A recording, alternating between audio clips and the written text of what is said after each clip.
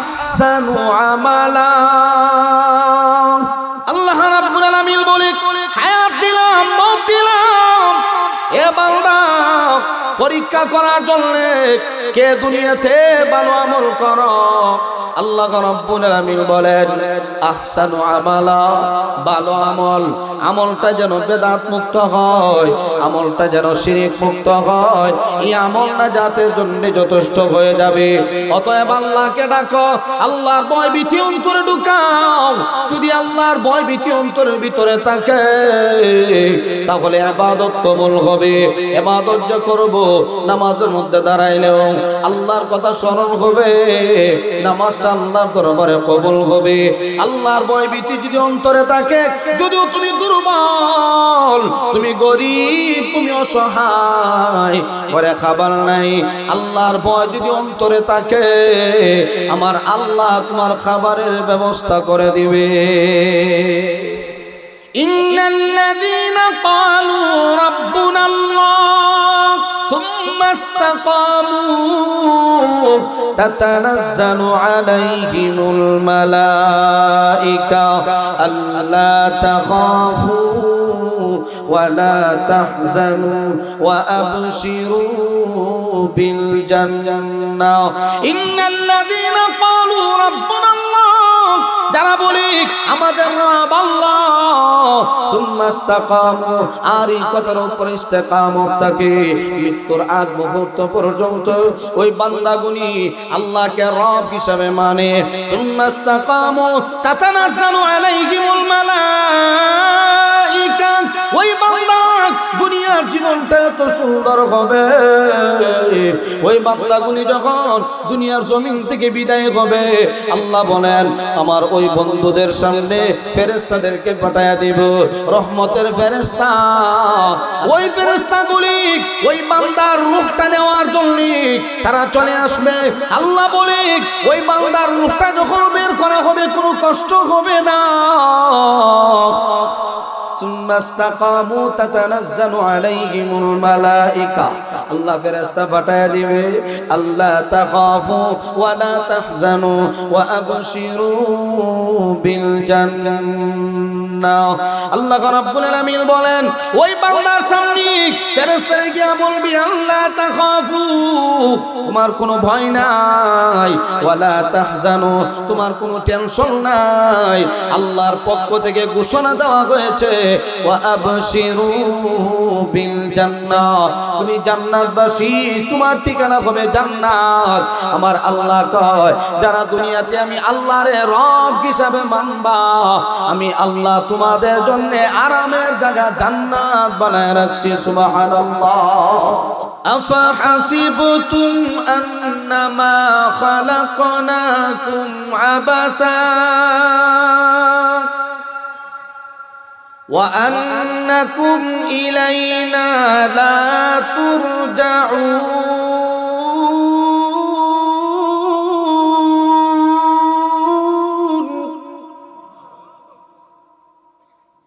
দুনিয়াতে তোমাদেরকে দিলাম,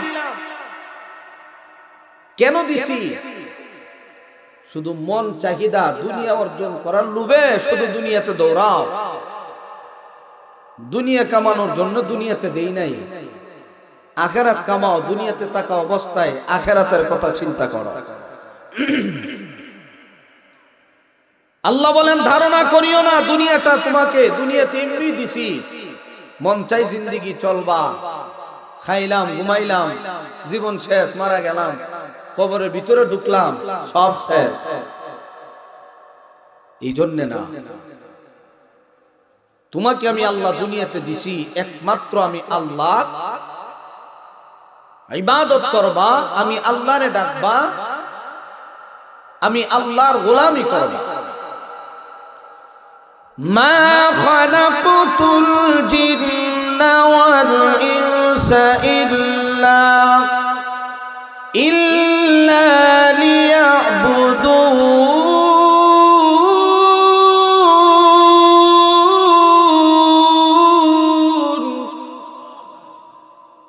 মানব জাতি জিন্নাত জাতিকে দুনিয়াতে দিছি একমাত্র আমি আল্লাহ গোলামি করার জন্য। আমি আল্লাহর ইবাদত করবে, আমি আল্লাহরে ডাকবে। আর যারা দুনিয়াতে আল্লাহকে ডাকে, আল্লাহর ইবাদত করে, সব সময় আল্লাহর কথা স্মরণ করে, ওই বান্দাগুলির দুনিয়ার জিন্দেগিতে তাদের কোনো টেনশন নাই, কোনো পেরেশানি নাই। আল্লাহ তাদেরকে ইজ্জত, সম্মান, টাকা পয়সা, ধন দৌলত যা কিছু আছে অটোমেটিক আল্লাহ বরকত বাড়ায়া দেয়, কোনো কিছুর অভাব হয় না। এই জন্য আল্লাহর ভয় ভীতি, আল্লাহর প্রেম ভালোবাসা অন্তরে ঢুকায়, সব অর্জন হয়ে যাবে। আল্লাহ রাব্বুল আলামিন বলেন, স্মরণ করো, আমি আল্লাহরে বেশি বেশি ডাকো, ডাকলে পরে আমি আল্লাহ তোমার প্রতি খুশি হয়ে যাব। উদউনি আস্তাজিব লাকুম, আমি আল্লাহরে ডাক দাও, আমি আল্লাহ তোমার ডাকে সাড়া দেব। এটা আল্লাহর ওয়াদা। এখন কেউ আল্লাহরে ডাকে, কেউ দুনিয়া ডাকে, কেউ আল্লাহকে ডাক দেয়, কেউ দুনিয়ারে ডাকে, কিন্তু দুনিয়া তো ধরার জায়গা না, দুনিয়া ধরা সম্ভব না, ধরতে পারবে না। ফাযকুরুনি আযকুরকুম ওয়াশকুরুলি ওয়ালা তাকফুরুন।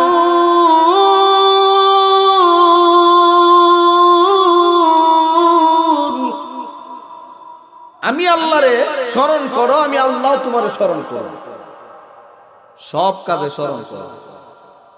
বিপদে পড়ছো, আমি আল্লাহর পক্ষ থেকে সাহায্য চলে আসো। খাবার নাই, অভাব অনটনে আছো, আমি আল্লাহর পক্ষ থেকে তোমার খাবারের ব্যবস্থা হয়ে যাবে। তুমি দুশ্চিন্তায় আছো, পেরেশানির ভিতরে আছো, আমি আল্লাহরে স্মরণ করো, তোমার পেরেশানি দূর হয়ে যাবে। এই জন্য বান্দা যদি আল্লাহ রাব্বুল আলামিনকে 24 ঘন্টা স্মরণ রাখতে পারে, আল্লাহ বলেন আমি আল্লাহ তোমারে স্মরণ করব, আমি আল্লাহ তোমাকে স্মরণ করব। অতএব বান্দা, এই দুনিয়াটা টাকার জায়গা না। যে যত বেশি আল্লাহ রাব্বুল আলামিনকে ডাকবে, তত বেশি আল্লাহ তার সম্মান মর্যাদা বাড়ায়া দিবেন। এই জন্য আল্লাহ আগে শর্ত দিলেন, ও ইমানদার বান্দা বান্দিরা, আমি আল্লাহরে ভয় করো। আগে দিলের ভিতরে ভয় ঢুকাইতে হবে। ভয় ভীতি যদি অন্তরে না থাকে, কোনো কিছুই ভালো লাগবে না। নামাজের ভিতরে দাঁড়াইলাম, নামাজ পড়লাম, দিলের ভিতরে কোনো ভয় নাই, এই নামাজের মধ্যে খুশু আসবে না। রোজা রাখলাম, ভয় ভীতি নাই, সারা বছর যে পরিমাণ গীবত হয় না, রমজান মাসে ডাবল। সারা বছর যে পরিমাণ গীবত হয় না, রমজান মাসে বেশি হয়। কারণ ইমাম সাহেব, মুয়াজ্জিন সাহেব শুনেও রমজান মাস। বাজারে গেল ইমাম সাহেবের দোষ, মুয়াজ্জিন সাহেবের দোষ, বেটা বিপদ করে বাড়িতে গেছে, বাড়িতে গেলেও দোষ, টাচ মোবাইল খেলাইলেও কি এক মুসিবত আছে ইমাম মুয়াজ্জিন সাহেব।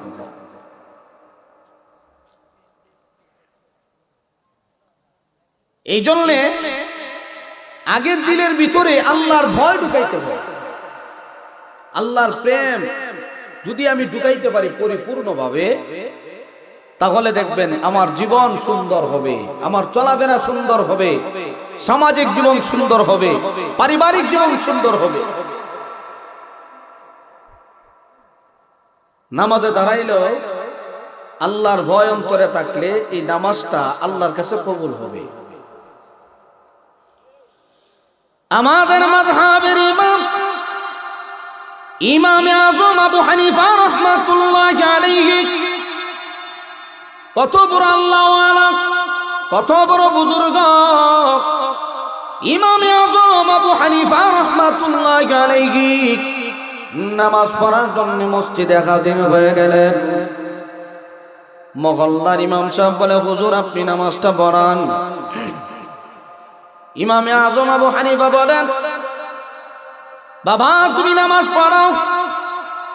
কোন ক্রমে ইমাম সাহেব নামাজের সামনে দেয় না। মুসল্লিরা আবদার করে, হুজুর আপনি নামাজটা পড়ান। বড় বুজুর্গের পিছনে সবাই নামাজ পড়বে, এই তামান্না নিয়ে সবাই যখন লাইনে দাঁড়াইলো, হুজুর আপনি নামাজটা পড়ান। ইমামে আজম আবু হানিফা রাহমাতুল্লাহি আলাইহি নামাজের ইমামতি করার জন্য যখন সামনে চলে গেলেন, আল্লাহু আকবার বলে যখন নামাজে দাঁড়াইলেন, সূরা ফাতিহা শেষ, সূরা ইয়াসিন থেকে তেলাওয়াত শুরু হয়ে গেল। যে ইমামে আজম আবু হানিফা নামাজের মধ্যে সূরা ইয়াসিন তেলাওয়াত করতে আরম্ভ করছেন, তেলাওয়াত করতে করতে সূরা ইয়াসিনের মধ্যবর্তী একটা আয়াত, এই আয়াতটা উনি কয়েকবার তেলাওয়াত করার পরে উনি আর দাঁড়ায় থাকতে পারলেন না, উনি অজ্ঞান হয়ে জমিনের মধ্যে পড়ে গেলেন। ওয়ামতাজুল ইয়াউমা আইয়ুহাল মুজরিমুন,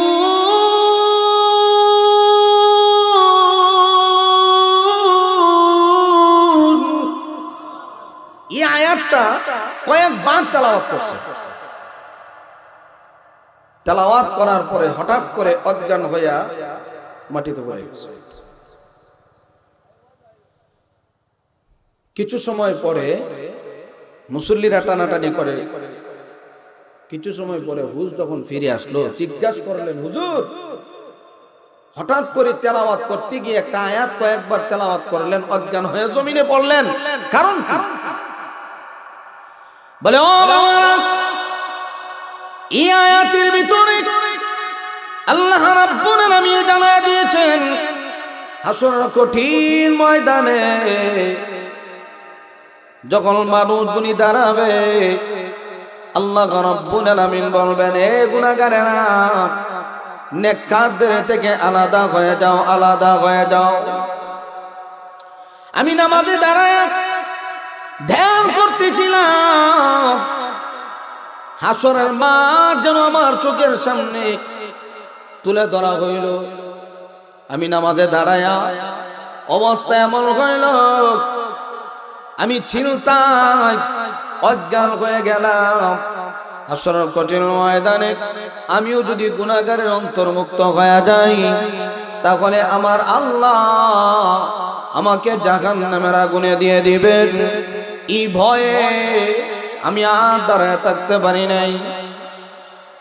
ইমাম আজম আবু হানিফা রাহমাতুল্লাহি আলাইহি এত উঁচা মাপের একজন আলেম হওয়ার পরে, এত উঁচা মাপের একজন ওলি, এই আল্লাহর ওলি নামাজে দাঁড়াইলে আসরের ময়দানের অবস্থা স্মরণ হয়, আর আমরা নামাজে দাঁড়াইলে শুধু দুনিয়া স্মরণ হয়। ব্যবসায়ী কার কতটুকু লস হয়েছে, নামাজে স্মরণ। অথচ আল্লাহর ভয় এতটুকু বেশি, নামাজে গেছে দাঁড়ানোর পরে আল্লাহর সামনে দাঁড়াবো, আল্লাহর সামনে দাঁড়াবো। কি পরিমাণ অন্তরে আল্লাহর ভয় ভীতি ছিল, নামাজে দাঁড়ায়াও আল্লাহরে ভয় করে। হাসরের অবস্থা স্মরণ হয়। হযরত আলী রাদিয়াল্লাহু আনহু আযান যখন হয়ে যেত, ওনার শরীরের মধ্যে যেন একটা কম্পন শুরু হইতো। একদিন অবস্থা এমন হইল, আযান হওয়ার পরে হযরত আলী প্রস্তুতি গ্রহণ করতেছে, শরীরের মধ্যে যেন কম্পন শুরু হইল। খাদেম জিজ্ঞেস করে, হুজুর আপনার শরীরে কি অসুস্থ? বলে না। তাহলে অবস্থা এমন কেন? বলে, যে আল্লাহ আসমান বানাইলেন, জমিন বানাইলেন, যার রিজিক আমি খাই,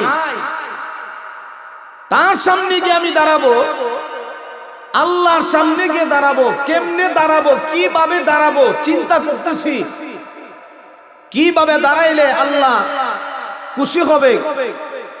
যদি আমি ব্যতিক্রম ভাবে দাঁড়াই, তাহলে আল্লাহ যদি আমার প্রতি নারাজ হয়ে যায়, এই ভয় হযরত আলী রাদিয়াল্লাহু আনহুর ভিতরে এত বেশি ধাক্কা লাগছে যে ওনার শরীরের মধ্যে কম্পন শুরু হয়ে গেছে। তাদের ভিতরে কেমন ভয়ভীতি ছিল যে দুনিয়াতে থাকবো না, চলে যাব। তবে দিলের ভিতরে ভয় যদি থাকে, ইবাদত করি, ঘুমাই, নামাজ পড়ি, যে কোনো কাজই করি, আল্লাহর ভয় যদি থাকে, ওই বান্দাটার কাজ সুন্দর হবে, দুনিয়াতেও সুন্দর হবে, আল্লাহ পরকালেও তার জীবনটাকে উজ্জ্বল বানায় দিবেন। সুবহানাল্লাহ। এই জন্য আল্লাহ রাব্বুল আলামিন বলে আগামী কালের জন্য কি তুমি অর্জন করেছো বান্দা চিন্তা করো। অতএব আমাদের ভিতরে একটু চিন্তা ঢুকানো দরকার। ও মুরব্বী বাবা, ও যুবক ভাই, অনেক মুরব্বী বাবা এমন আছে 80 বছর পার হয়ে গেল, 90 বছর পার হয়ে গেল, 70 বছর পার হয়ে গেল, 60 বছর পার হয়ে গেল। এই যে জীবনটা আমি পার করলাম, কিভাবে কেমনি কি আমি আল্লাহর সামনে দাঁড়াবো, কি নিয়ে দাঁড়াবো, একটা বার কি চিন্তা করেছেন? এখন অনেক মুরব্বী এমন আছে দাঁড়াইতে পারে না, লাঠির মধ্যে ভর দিয়ে দাঁড়ায়, সিগারেট ছাড়ে না। আছে না নাই? কাশতে কাশতে কাইটে দিতে এর হলো সিগারেট টানা ছাড়ে না। আমার এক মুসল্লি আছে, বিরাট ইম্পোর্টের লোক, বাহিরে গেলে হাঁটা চড়া এত বালা, নমাজ হইলে সে টান দিয়ে গিয়েও সামনে পারে। একদিন জিগাইলাম, শরীর বালা, হাঁটতে পারেন, বাজারে যাইতে পারেন, মসজিদ হইলে শেয়াল লাগে, বাইতে আসে কোমর বেদনা করে, কোমর ব্যথা করে, এই জন্য মসজিদে এসে শেয়ার বয়ে নামাজ পড়ে। নামাজ হইব বুলেও নামাজ হইব। আর শেয়ারের মুসল্লি মারাত্মক, বুল ধরলেও বিপদ। এই জন্য শেয়ারওয়ালা নামাজি যারা আছে, কষ্ট করিয়া বাড়ির মধ্যে নামাজ পড়িলেন, মসজিদে অন্যতম বাড়ির নামাজ। শেয়ার টানাটা নিতে কে বাড়ির বেলা।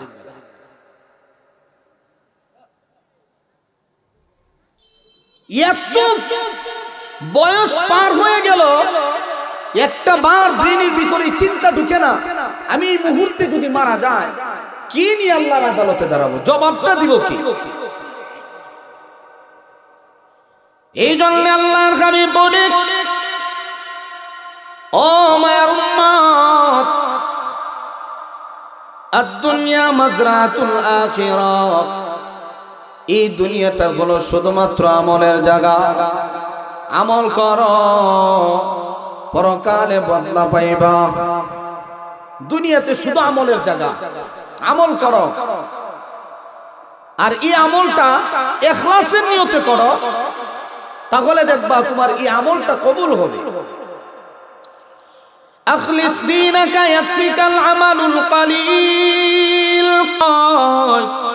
এই আমলটা যদি শিরিক মুক্ত হয়, এই আমলটা যদি বেদাত মুক্ত হয়, এই আমলটাই নাজাতের জন্য যথেষ্ট। আমল যদি অল্প হয়, যদি বেদাত মুক্ত হয়, শিরিক মুক্ত হয়, এই আমলই যথেষ্ট। الذي خلق الموت والحياة ليبلوكم أيكم أحسن عملا। আল্লাহ রাব্বুল আলামিন বলে, হায়াত দিলাম, মওত দিলাম, এ বান্দা পরীক্ষা করার জন্য কে দুনিয়াতে ভালো আমল করো। আল্লাহ রাব্বুল আলামিন বলেন, আহসানু আমালা, ভালো আমল, আমলটা যেন বেদাত মুক্ত হয়, আমলটা যেন শিরিক মুক্ত হয়, এই আমলটা জাতের জন্য যথেষ্ট হয়ে যাবে। অতএব আল্লাহকে ডাকো, আল্লাহর ভয় ভীতি অন্তরে ঢুকাও। যদি আল্লাহর ভয় ভীতি অন্তরের ভিতরে থাকে, তাহলে ইবাদত কবুল হবে। ইবাদত যে করব, নামাজের মধ্যে দাঁড়াইলেও আল্লাহর কথা স্মরণ হবে, নামাজটা আল্লাহর দরবারে কবুল হবে। আল্লাহর ভয় ভীতি যদি অন্তরে থাকে, যদিও তুমি দুর্বল, তুমি গরিব, তুমি অসহায়, ঘরে খাবার নাই, আল্লাহর ভয় যদি অন্তরে থাকে, আমার আল্লাহ তোমার খাবারের ব্যবস্থা করে দিবে। অতএব দুনিয়াটা একমাত্র আমাদের জন্য আমলের জায়গা। একটু মহব্বত করে একটু সামনের দিকে আগাইতে একটু কষ্ট।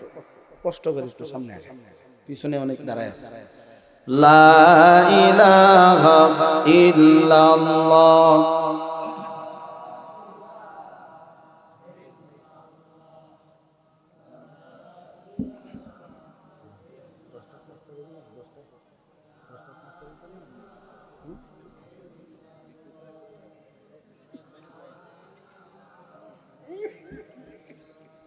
লা ইলাহা ইল্লাল্লাহ মুহাম্মাদুর রাসূলুল্লাহ। মাশাআল্লাহ, একটু সামনে আগায় বসুন। মাশাআল্লাহ। তাহলে আমরা 24 ঘন্টা এই চিন্তা মাথার ভিতরে ঢুকায় রাখতে হবে যে আমি মারা যাওয়ার পরে কি জবাব দেব। অতএব দুনিয়াতে আল্লাহর ভয় ভীতি অন্তরে নিয়েই চলা লাগবে, চললে পরে দুনিয়াতে লাভ। আল্লাহর ভয় থাকলে সম্মানও বাড়ে, মর্যাদাও বাড়ে, রিজিকও বাড়ে, হায়াতও বাড়ে। অতএব আল্লাহ রাব্বুল আলামিন রিজিকে বরকত দিবেন, এই বিশ্বাস দিলের ভিতরে রাখতে হবে। আল্লাহ যে রিজিক দিবেন এটা দিলের ভিতরে বিশ্বাস রাখতে হবে, সবকিছু আল্লাহর পক্ষ থেকে হয়। আজকে অভাবে পড়ছেন, এটা আল্লাহ দিয়েছেন পরীক্ষা, এটা এক ধরনের পরীক্ষা। পরীক্ষা আসবে, সত্যিকার মুমিন যারা আল্লাহ বলেন তোমাদেরকে পরীক্ষা করবই, এটা আমি আল্লাহর ওয়াদা। অতএব আল্লাহ রাব্বুল আলামিন তাকওয়াওয়ালা বান্দাকে আল্লাহ রাব্বুল আলামিন দুনিয়াতেও ইজ্জত দেন, পরকালেও ইজ্জত দেন। একজন আল্লাহওয়ালা বুজুর্গের কথা আপনাদেরকে শোনাই। এত বিশ্বাস আল্লাহর প্রতি ছিল, আল্লাহর ভয় ভীতি এতটুক ছিল যে উনি বিশ্বাস করতেন সবকিছু আল্লাহ দেয়। অতএব দুনিয়ার কারো প্রতি মুখাপেক্ষী হওয়ার দরকার নাই, আল্লাহ দিবেন, আল্লাহ সাহায্য করবেন। সুবহানাল্লাহ জোরে কাও। আবু মুসলিম খাওলানি রাহমাতুল্লাহি আলাইহি বহুত বড় একজন বুজুর্গ আলেম। উনার দিলটা এত পরিষ্কার ছিল। একদিন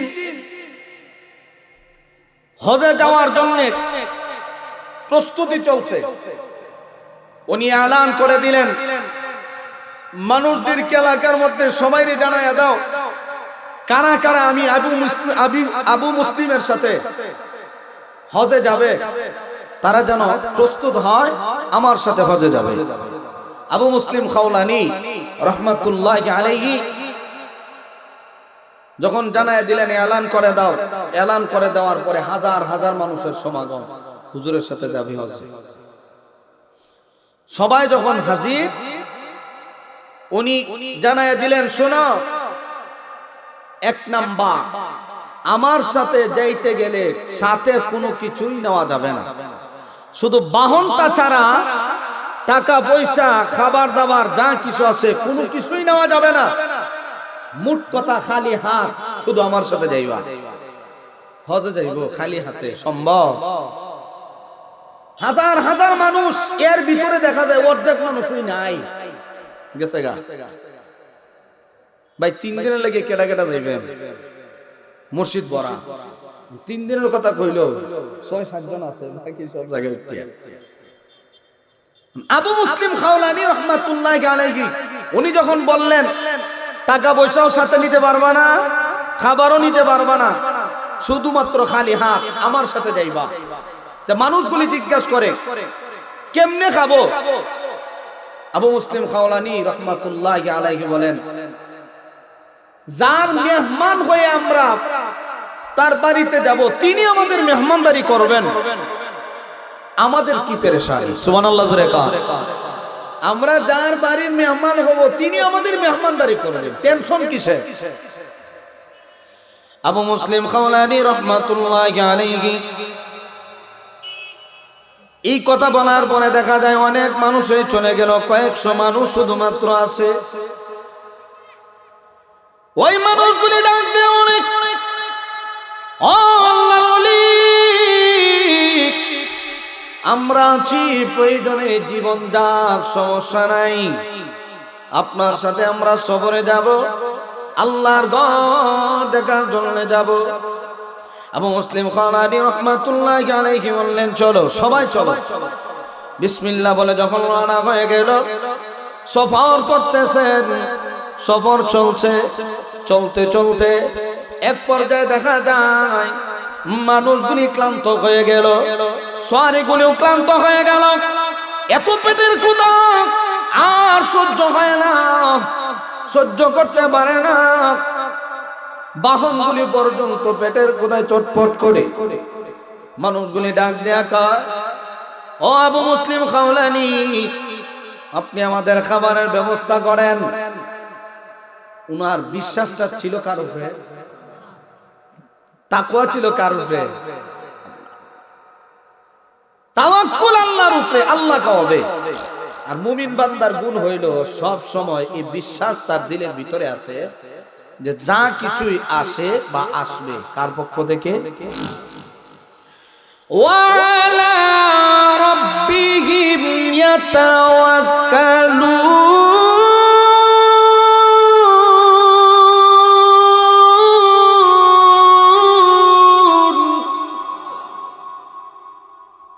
বিশ্বাস আছে আল্লাহর পক্ষ থেকে রিজিক আসবে।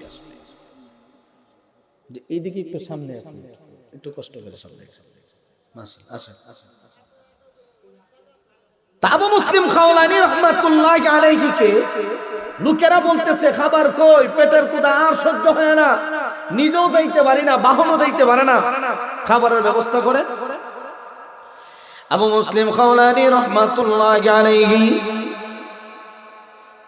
সাথে সাথে উনি নামাজে দাঁড়ায় গেলেন। নামাজে দাঁড়ায়া উনি 2 রাকাত নামাজ পড়লেন। 2 রাকাত নামাজ পড়ে হাঁটুর উপরে বর করে দাঁড়াইলেন, আল্লাহর কাছে মুনাজাত শুরু করে দিলেন, আল্লাহ আমরা তো তোমার বাড়ির মেহমান। সুবহানাল্লাহ জোরে কয়, ওগো আল্লাহ আমরা তো তোমার বাড়ির মেহমান, টাকা পয়সা নাই, খাবারের ব্যবস্থাও নাই। আল্লাহ এত মানুষ, শত শত মানুষ, কোন গরিবের কাছে গিয়ে যদি হাত বাড়াই সেও দাতা হয়ে কিছু না কিছু সাহায্য করবে। অতএব আল্লাহ গো তুমি তো দাতার দাতা। সুবহানাল্লাহ জোরে কয়, তুমি রিজিক দেনেওয়ালা। ওগো আল্লাহ তোমার কাছে কোনো কিছুর অভাব নাই। আল্লাহ মুসা আলাইহিস সালাতু ওয়াস সালামের জামানায় বনি ইসরাইলকে তুমি মান্না সালওয়া জান্নাতি খাবার তাদেরকে খাওয়াইছো, এই ক্ষমতা তোমার আছে। অতএব আল্লাহ আমরা তো আখিরি জমানার উম্মত, আখিরি জমানার নবীর উম্মত। ও আল্লাহ আমাদের জন্য খাবারের ব্যবস্থা করে দাও। আল্লাহর কাছে চোখের পানি ছেড়ে দিয়ে যখন মুনাজাত করলেন, তাকায়া দেখেন মুনাজাত শেষ হওয়ার সাথে সাথে খাবার হাজির, দস্তারখানাও হাজির, দস্তারখানাও হাজির, খাবারও হাজির। এখন হঠাৎ করে খাবার সামনে আইছে, কি গ্রাম, কে দিছেন? আল্লাহ। কি জান্নাতি খাবার, কি মজার, কি সুস্বাদু খাবার। এই সুস্বাদু খাবার যখন সামনে আসছে, আবু মুসলিম খাওলানী বলেন বাহনগুলির খাবার এটা আলাদা, বাহনের জন্য আল্লাহর পক্ষ থেকে চলে আসছে তাদের খাবার, আর মানুষগুলির জন্য খাবার চলে আসছে দস্তারখানা বিছায়া। আবু মুসলিম খাওলানী বলেন তোমরা সবাই খানাতে বসে যাও। সবাই পেট ভরে যখন খাবার খাইলেন, খাওয়ার পরে দেখা যায় অবশিষ্ট কিছু খাবার রয়ে গেল। কিছু মানুষ বলে হুজুর এটা সাথে লইলাই বেগম, যদি পরবর্তীতে খাবার না আয় গরম খাবার আল্লাহর পক্ষ থেকে আসছে, সবারই মন তো আর এক লাগে না। সিল্লাত 15 জন 16 জন গেলে নিয়ত কি সবার এক থাকে? একজনের নিয়ত তো সবাই পার হয়ে যায়, ঠিক না? এটি লুই লাইবে কি ভিতরে বইয়া কয়েকজন এই কথা যখন কইছে, আবু মুসলিম খাওলানি বলেন, শোনো, জি আল্লাহ এখন গরম খাবার দিছে, ভালো খাবার, নগদ খাবার, সামনে তো আবারও টাটকা গরম ভালো খাবার আসতে পারে, সন্দেহ নাই। অতএব এই খাবার লইয়া লাভ কি, দরকার নাই। এখন দেখা যায় আবু মুসলিম খাওলানি বলে, এ বাবারা চলো সামনে আগাও। এখন মানুষগুলি খাবার খাওয়ার পরে পেট ঠান্ডা, সফর শুরু হয়ে গেল। এই মানুষগুলি আবু মুসলিম খাওলানির প্রতি এত বিশ্বাস জমে গেল, উনি আসলে উনার পক্ষ থেকে খাবার আসে নাই, উনার মুনাজাতের বরকতে, তাকওয়ার বরকতে, আল্লাহর প্রতি পূর্ণ বিশ্বাস আস্থা থাকার কারণে উনার বরকতে আল্লাহ জান্নাতে খাবার পৌঁছায় দিছে। ঠিক আবু মুসলিম খাওলানি রাহমাতুল্লাহি আলাইহি 3000 সৈন্য বাহিনী নিয়ে কোথাও যেন রওনা হবেন, সিরিয়ার উদ্দেশ্যে যাবেন। এমন সময় উনি সফর শুরু করে দিলেন 3000 বাহিনী। কিতাবে লেখা হয় আবু মুসলিম খাওলানি আল্লাহর প্রতি এত বিশ্বাস ছিল, আল্লাহর এত পরিমাণ মহব্বত করত, ভালোবাসত। 3000 বাহিনী নিয়ে যখন রওনা, সফর শুরু হয়ে গেল। সফর করতে করতে দেখা নাই একটা নদী মধ্যখানে পড়ছে। এখন নদী পার হওয়া লাগবে, পার না হইলে জায়গা মতো যাওয়া যাবে না, পার হতেই হবে। এখন উনি মানুষগুলি বলা বলে শুরু করে দিল, হুজুর এই মুহূর্তে কেমনে পার হব? বলে টেনশন নাই, যে আল্লাহ মুসা পয়গম্বর এবং তার সাথীদেরকে নীল নদ পার করাইতে পারে, সে আল্লাহ আমাদেরকেও এই নদী পার করাইয়া দিবে। আবু মুসলিম খাওলানি রাহমাতুল্লাহি আলাইহি সাথে সাথে ওযু করে নামাজে দাঁড়ায় গেলেন। 2 রাকাত নামাজ আদায় করে আল্লাহর কাছে মুনাজাত শুরু করে দিলেন, আল্লাহ তোমার পয়গম্বর মুসা এবং তার সাথীদেরকে নদী পার করায় দিয়েছো রাস্তার মাধ্যমে, আল্লাহ আমরাও যাব, দিনের কাজে বের হইলাম, আল্লাহ তুমি আমাদের রাস্তার ব্যবস্থা করে দাও। আবু মুসলিম খাওলানি আল্লাহর কাছে দোয়া করার পরে দিলের ভিতরে একটা প্রশান্তি যখন চলে আসছে, উনি ডাক দিয়ে কয়, ও ভাইরা শোনো, প্রথমে আমি আমার গুনাহটা নদীর মধ্যে ছেড়ে দিলাম, এর পরবর্তীতে তোমরা ধারাবাহিক আসতে আরম্ভ করো। আবু মুসলিম খাওলানি রাহমাতুল্লাহি আলাইহি প্রথমে ওনার বাহন, ওনার গুনাহটাকে নদীর মধ্যে ছেড়ে দিলেন। এই নদীটা এমন স্রোত ছিল, এমন স্রোত ছিল, এই পানির স্রোতের কারণে পাহাড়িয়া ঢল, বড় বড় পাথরগুলি পানির সাথে যাইতে থাকতো। এত পরিমাণ স্রোত, পাহাড়িয়া বড় বড় পাথর এই পানির স্রোতে যাইতো বেশা। আবু মুসলিম খাওলানি ওনার বাহনটা যখন নদীতে ছেড়ে দিলেন, বিসমিল্লাহ বলে যখন নদীতে পা দিলেন, সঙ্গে সঙ্গে পানি স্থির হয়ে গেল। এখন দেখা যায় পানির স্রোত নাই, পাথরও চলে না, পানি বন্ধ হয়ে গেছে। সুন্দর করে পানি বসা রাস্তার মাধ্যমে এত সুন্দর একটা রাস্তা হয়ে গেল, এত সুন্দর পাথর দেখা যায়, হেঁটে হেঁটে যাওয়ার উপক্রম হয়ে গেল। আমার আল্লাহ এই নদীটাকে তাদের উপযুক্ত বানায় দিল। এবার সবাই যখন নদী পার হবে, এমনি সময় আবু মুসলিম খাওলানি বলেন আমি নামলাম, আমার বাহন কেউ নামাইলাম, তোমরা নামতে পারো, কোনো ভয় নাই, কোনো টেনশন নাই। তবে শোনো, আমি তোমাদেরকে কথাটাও জানাইয়া দেই, এই নদীর মাধ্যমে পার হওয়ার মাধ্যমে যদি কারো কোনো কিছু হারায়া যায়, আমি তাদের এই বর্তকে দিব। এই বিশ্বাস, এই তামান্না, কতটুকু বিশ্বাস থাকলে এই কথা বলতে পারে তোমাদের কোনো কিছু হারাইলে এটার জিম্মাদার আমি তোমাদেরকে এটা ক্ষতিপূরণ দিয়ে দিব। আবু মুসলিম খাওলানি রাহমাতুল্লাহি আলাইহি এবার যখন এলান করে দিলেন কারো কোনো কিছু হারাইলে আমি বর্তকে দিয়ে দিব, এবার মানুষ সবাই নামতে আরম্ভ করলো। 3000-এর বাহিনী, এর ভিতরে একজন খুব চালাক একটা লোক, সে তার হাত থেকে একটা পেয়ালা নদীর মধ্যে ফেলাইয়া দিছে। নদীর মধ্যে ইচ্ছা করে ফেলাইছে। পালানোর পরে সব যখন নদী পার হয়ে গেল, আবু মুসলিম খাওলানি রাহমাতুল্লাহি আলাইহি সবাইকে উদ্দেশ্য করে বললেন, শোনো, তোমরা যে নদী পার হয়ে না, তোমাদের কারো কোনো কিছু হারাইছে? একজন আব্দুল্লাহ কহ, হুজুর আমার পেয়ালাটা পানি লয়ে গেছে। পানি লয়ে গেছে না ইচ্ছা করে ছাড়ছে? ইচ্ছা করে ছাড়ছে। পেয়ালাটা পানির মধ্যে যখন ইচ্ছা করে ছাড়ছে, তার উদ্দেশ্য হইল আমরা যে পানি এবং পাথর দেখা যায় নড়াচড়াও করতেছে না, তা আমরা কোন রকম নদী পার হয়ে গেলে মনে হয় এই পেয়ালাটা পানি বাসায় লই যাবে, এটা তার ভিতরে একটা ধারণা ছিল। কিন্তু আবু মুসলিম খাওলানি এলান দেওয়ার পরে বলতেছে আমার পেয়ালাটা অমুক জায়গায় পড়ছে, নদী মনে হলেও যাবে গিয়া। আবু মুসলিম খাওলানি বলেন, এখনো আমি আল্লাহর প্রতি যে পূর্ণ আস্থা, পূর্ণ বিশ্বাস এখন আমার মন থেকে ভাঙ্গে নাই।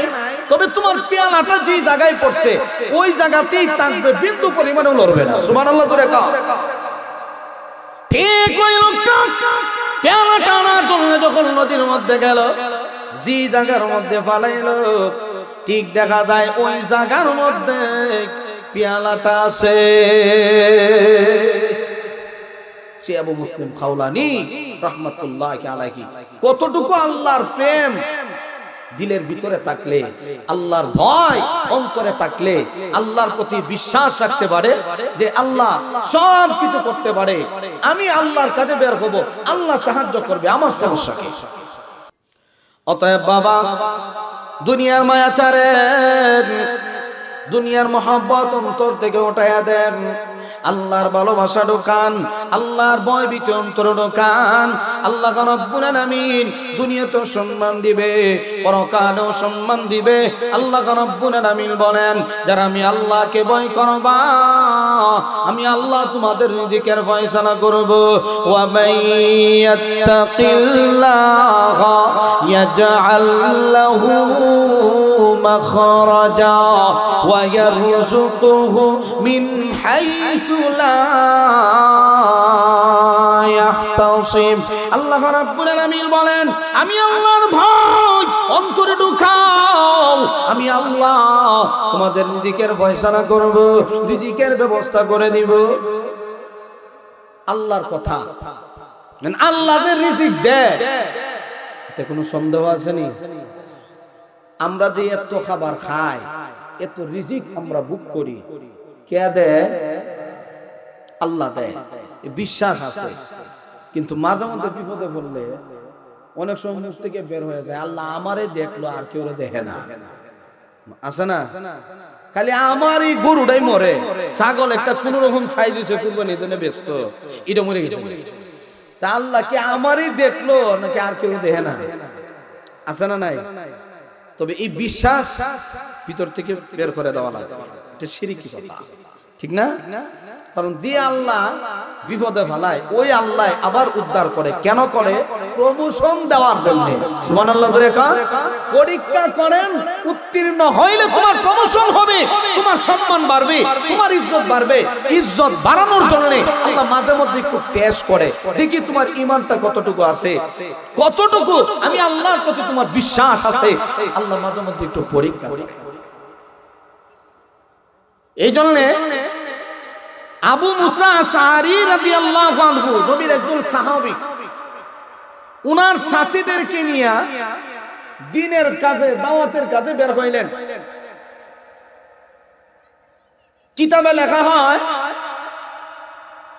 উনাদের টার্গেট হলো নবী পর্যন্ত যাবেন। এখন সফর শুরু করলেন, কিছু দূর যাওয়ার পরে দেখা যায় আর চলে না, সাথে যে খাবার ছিল এগুলি শেষ, এখন আর খাবার নাই।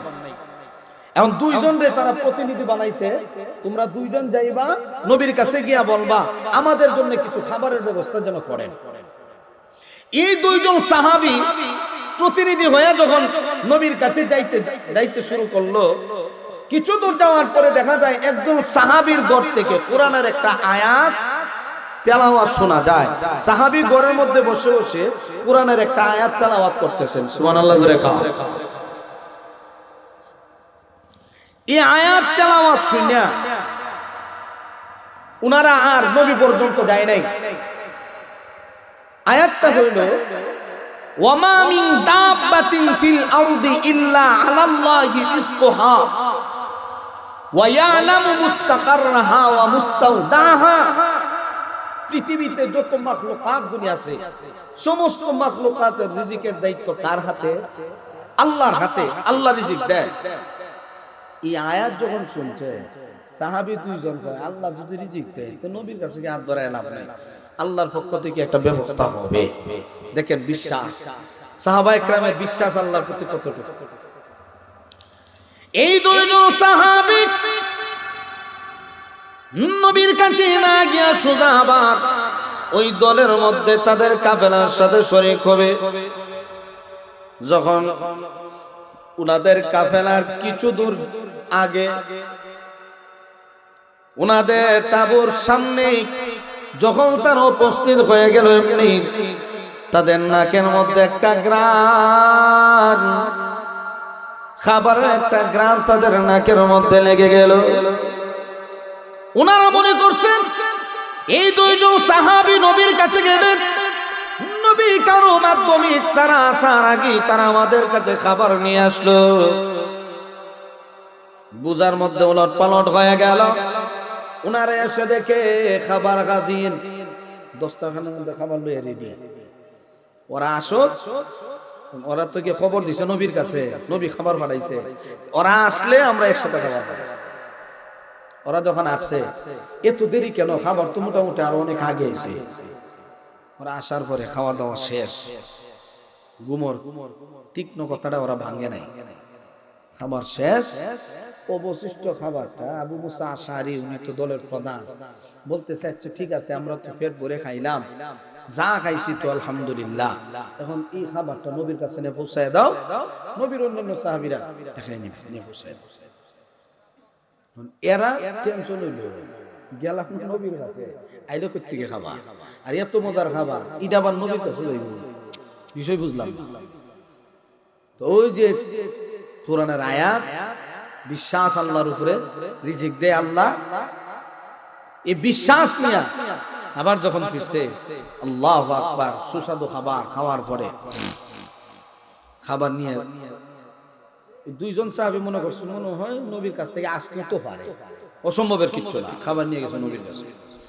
হুজুর, যে খাবার আমাদেরকে দিয়েছিলেন আমরা পেট ভরে, আমরা সাথী যারা আছে সবাই খাইলাম, অবশিষ্ট খাবার হয়ে গেল, এগুলি রেখে দেন, দরকার নাই। নবীজি বলেন আমি তো তোমাদের কোনো খাবার দিছি না, আইলো কোথা থেকে? তো সাহাবী দুইজন কয় হুজুর আমরা একটা আয়াত শুনছিলাম, ওমা মিন দাব্বাতিন ফিল আরদি ইল্লা আলাল্লাহি রিজকুহা। আয়াতটা শোনার পরে আপনার কাছে আর আসি নাই, গেছি কি আমরা। ওই আল্লাহ যদি রিজিক দেয় তে আপনার কাছে আইসা লাভ কি? আল্লাহ তো ব্যবস্থা করবেন। নবীজি বললেন তোমাদের এই বিশ্বাস, আল্লাহর প্রতি এই তাওয়াক্কুল থাকার কারণে জান্নাত থেকে তোমাদেরকে ফেরেশতাদের মাধ্যমে খাবার পৌঁছায় দেওয়া হয়েছে। তাহলে এই দুনিয়া কিছুই আমাদের সফর সঙ্গী হবে না, একটা জিনিস শুধু সাথে যাবে, সেটা হলো আমল। টাকা পয়সা দ্বন্দ্ব হলো কিছুই যাবে না, একমাত্র সফর সঙ্গী হবে নেক আমল। এই দুনিয়াটা হলো নেক আমলের জায়গা। আল্লাহর প্রতি বিশ্বাস রাখি, আল্লাহর ইবাদত করি, আল্লাহর ভয় অন্তরে ঢুকাই, দেখবেন সব কাজে আল্লাহর পক্ষ থেকে ফয়সালা আসবে। আর যেই ফয়সালা আল্লাহর পক্ষ থেকে আসবে এটা আপনার আমার জন্য কল্যাণের ফয়সালা হবে। ঠিক কিনা জোরে কর? এই জন্য আল্লাহ বলেন আগামী কালের জন্য কি তুমি সঞ্চয় করলা? এ বান্দা এই মুহূর্তে মারা গেলে কবরে ঢোকার পরে কি জবাব দেব? মানুষ মারা যাওয়ার পরে কবরে রাখার পরে এই কবরের প্রথম রাত বান্দার কেমন হবে? এই প্রথম রাতটাই হবে বান্দার আমলের উপরে নির্ভর। বান্দার কবর থেকে শান্তি হবে না কষ্টের হবে? এই রাতটা হবে বান্দার আমলের উপরে নির্ভর। বান্দার আমল যদি ভালো হয় ফেরেশতারা যখন প্রশ্ন করবে বান্দাগুলি এই 3 প্রশ্নের জবাব দিয়ে দিবে। আর যে বান্দাগুলি 3 প্রশ্নের জবাব দিয়ে দিবে আল্লাহ রাব্বুল আলামিন ওই বান্দাগুলির কবরকেই জান্নাতের টুকরা বানায় দিবে। মান রাব্বুকা ওয়া মা দীনুকা ওয়া মান হাযার রাজুলু বুইতা ফীকুম। মান রাব্বুকা তোমার রব কি, ওয়া মা দীনুকা তোমার দিন কি, ওয়া মান নাবিয়ুকা তোমার নবী কে? ফেরেশতারা যখন প্রশ্ন করবে প্রথম প্রশ্নের জবাবে তারা বলবে রাব্বি আল্লাহ, আমাদের রব আল্লাহ। যে রবের জন্য সারা জীবন কষ্ট করলাম আল্লাহরে দেখি নাই, কিন্তু আল্লাহর যে বিধান ছিল কোরআনে যে বিধানগুলি ছিল এগুলি মানতে আমরা বিন্দু পরিমাণও সন্দেহ করি নাই। দিন রাত কষ্ট করে আমরা আল্লাহর কথা মানছি, রবরে চিনি না, দেখছি না। তবে রব একজন, যার ইবাদত দুনিয়াতে করছিলাম তিনি একজন, তিনি হলেন আল্লাহ। সুবহানাল্লাহ করে কা আলহামদুলিল্লাহি রাব্বিল আলামিন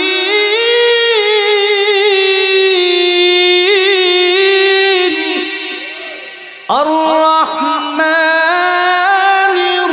রহিম,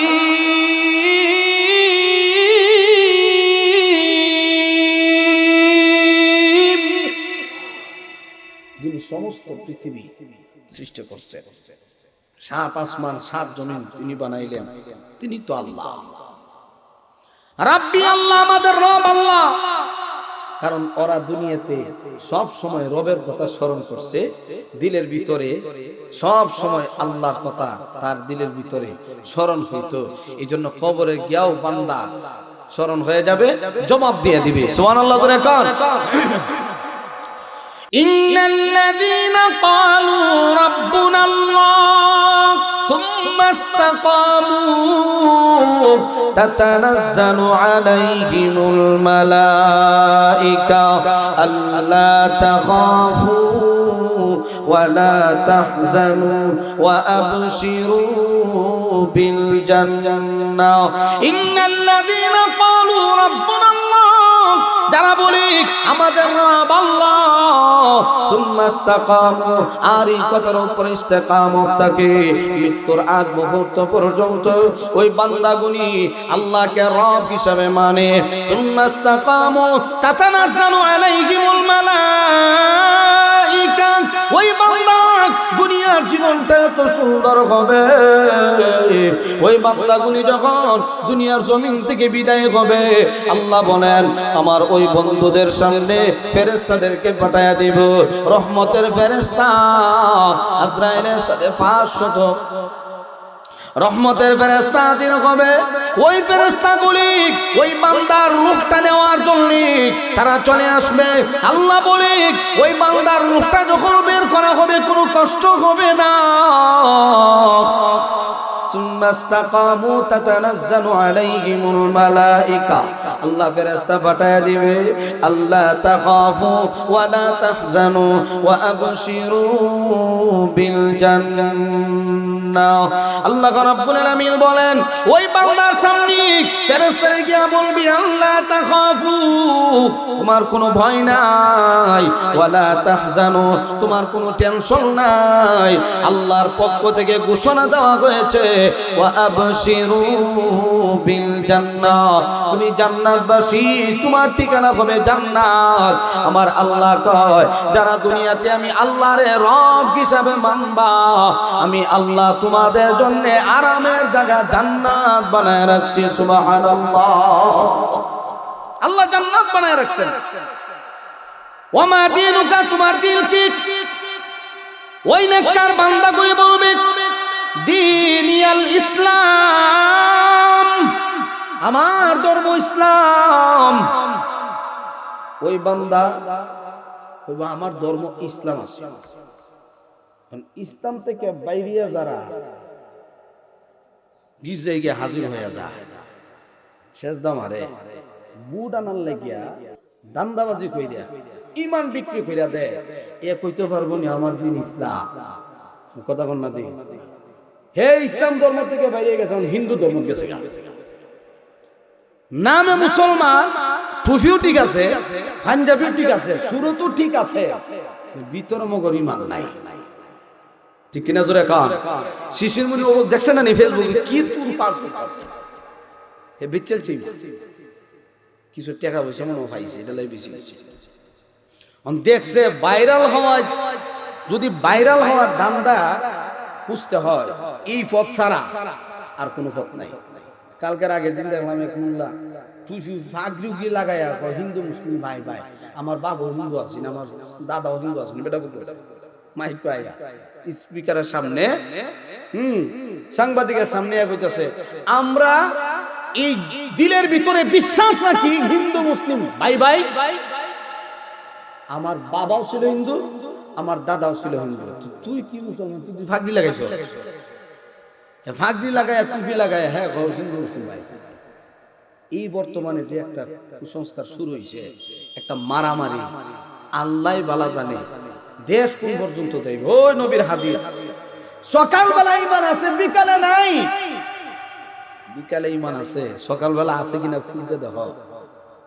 নবীজি বলেন, হাতের মধ্যে আঙ্গুর যদি রাখা হয়, সহ্য করা সম্ভব? সম্ভব না।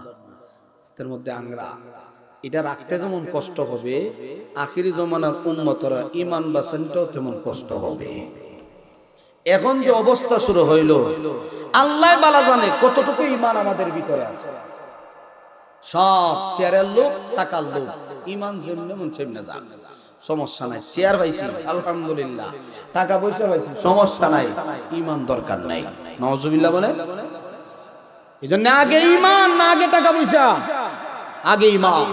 ঈমান ধরে রাখবেন, সব কিছুর বিনিময় হইল ঈমান যেন ঠিক থাকে। পিস্তলের সামনে বুক এইভাবে টান টান করে দাঁড়ায় যাবেন, মা সমস্যা নাই, তবে ঈমান ছাড়তে পারবো না। আমরা ঈমানদার, দাবি করছি ঈমানদার, বিশ্বাসও করি ঈমানদার, আল্লাহ এক, নবী এক, কোরআন এক। অতএব প্রয়োজনে যদি জীবন দিতে হয় জীবন দিব, ঈমান দিতে পারবো না। ঠিক কিনা করে কান? অতএব ঈমান বিক্রি করা যাবে না। অনুরূপ চিন্তা করবেন, ছিলাম কোথায়, আসি কোথায়, যাব কোথায়। আল্লাহ বলেন, কি সঞ্চয় করছো, চিন্তা করো। আগামীকাল এই মুহূর্তে মারা গেলাম, কবরে কাল কি? আপনি কবরে থাকলেন, আমি কবরে থাকলাম, জবাব দিব কি? চিন্তা করা দরকার। এই জন্য সব সময় দিলের ভিতরে বিশ্বাস রাখতে হবে যে আমি এক আল্লাহর ইবাদত করব, এক আল্লাহর গোলামি করব। মৃত্যুর সময় শান্তি পাবেন, কবর গেলেও শান্তি পাবেন। আপনার কবরের প্রথম রাতটাই হবে আপনার আরামের রাত। আর এই রাতটায় যারা কবরের মধ্যে 3 প্রশ্নের জবাব দিয়ে দিবে, আলহামদুলিল্লাহ। যদি জবাব না দিতে পারি, কবর থেকে কিয়ামত শুরু হবে। কিয়ামত পিটা, এমন তালে পিটা। এখন সেখানে কেউ সাহায্য করার কোন সিস্টেম আসেনি, খবর নাই। যারা ভিতরে শুয়ে আছে বলতে পারেন যে কি হইতেছে কবরে, বলা যাবে না। ইন্নাদ-দীনা ইনদাল্লাহিল ইসলাম,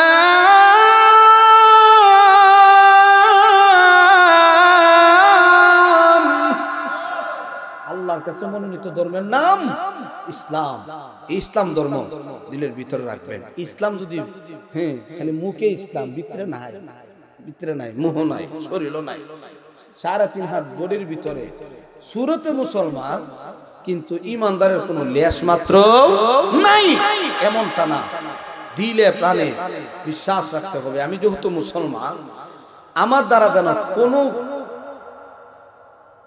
এমন কোন কাজ যেন না হয় যেই কাজের কারণে আমার ঈমান চলে যায়, ইসলাম চলে যায়, এমনটা করা যাবে না।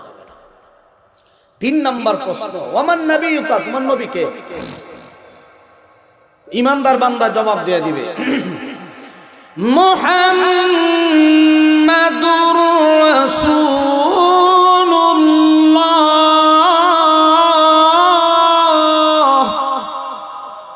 মুহাম্মদ সাল্লাল্লাহু আলাইহি ওয়াসাল্লাম আল্লাহর রাসূল।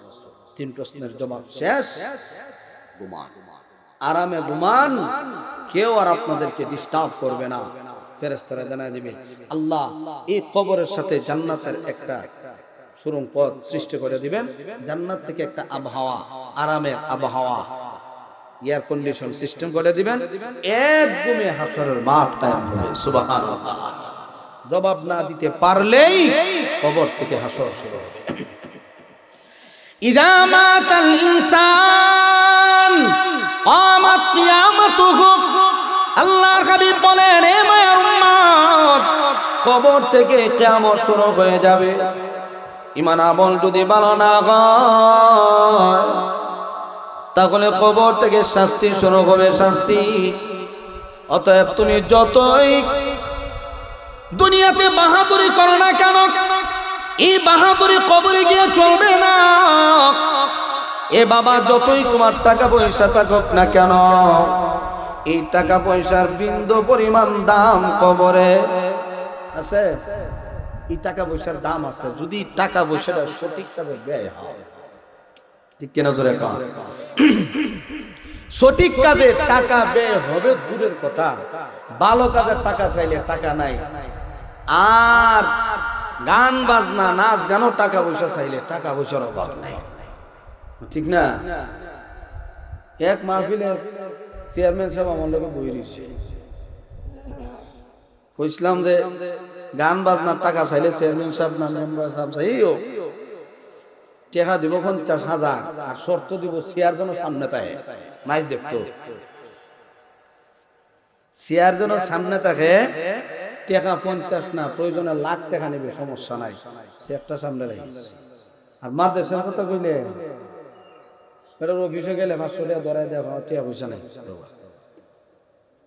এই টাকা পয়সা দুনিয়ার দেখানোর জন্য অল্প টাকা, এই কয়েক টাকা যদি নিয়ত ভালো করে দেয় তো ভালো, আর যদি বাঁচার লাগিয়া যা দিলাম তা লয়ে যাও, সমস্যা নাই, তাহলে কিন্তু অবস্থা খারাপ। আল্লাহ বলেন ধন সম্পদ এটাও তোমার কাছে আমানত দিছে, আমানত।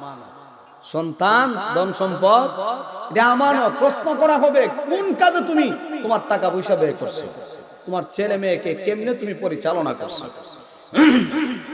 আল্লাহর আদালতে দাঁড়ায়া জবাবদিহি করা লাগবে। চেয়ারম্যান জবাবটা বুঝি তাই ওয়াজ না, কোরআন হাদিসের ওয়াজ করে, এটা বুঝি কোরআন হাদিসের ওয়াজ না।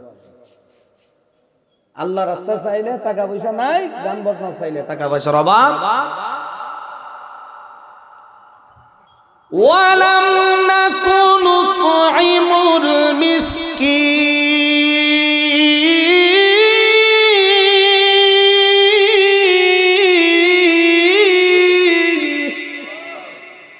দুনিয়াতে টাকা পয়সা ছিল কিন্তু গরিব মিসকিনকে দেই নাই, মসজিদ মাদ্রাসার সহযোগিতা করি নাই।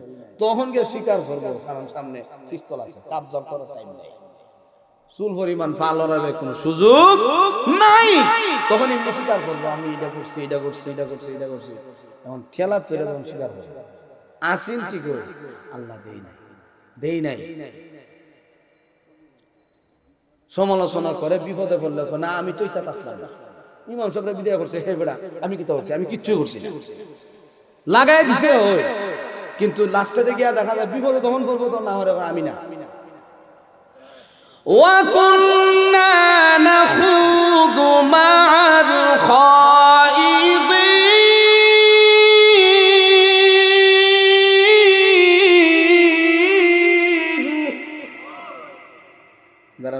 সমালোচনা করতো, এরাও কেউ বলবো আল্লাহ করছিলাম, এর সাথে আসলাম, শুকুর করি করছিলাম, হ্যাঁ তখন কে স্বীকার করো। দুনিয়াতে যদিও সরাসরি ধরা যায় না, লুকায় জায়গা, হাসর ময়দানে ঠিকই ধরা খাবে। দুনিয়াতে কি করছি না করছি সব আল্লাহর আদালতে প্রকাশ হয়ে যাবে, সবকিছু আপনার চোখের সামনে তুলে ধরা হবে। অতএব সুযোগ আছে দুনিয়াতে আমল করার। আল্লাহ আমাদের সবাইকে বেশি বেশি নেক আমল করার তৌফিক দান করুন। ওয়া আখিরু দাওয়ানা আলহামদুলিল্লাহি রাব্বিল আলামিন। আমাদের বিশ্বম্বরপুরের কিছু সন্তান হযরতুল